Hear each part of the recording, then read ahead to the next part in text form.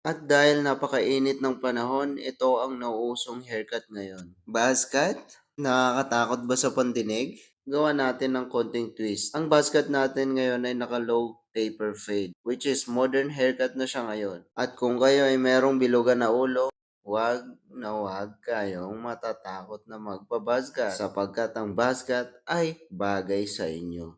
Oops! Bagay sa inyo kung kayo ay may makapal na buhok. Pero kung manipis ang inyong buhok at receding na ang inyong hairline o mataas na ang noo, no, no, no, no. Huwag kayong magpapabaskat sapagkat 100% hindi ito bagay sa inyo. Kung komportable na kayo sa gupit nyo ngayon kapag meron kayong ganong buhok, stay na lang muna kayo dyan or paiklian nyo na lang ng konti. Pero sa mga gantong klaseng ulo, safe na safe. Sana may napulot kayong idea. Ito na yung resulta.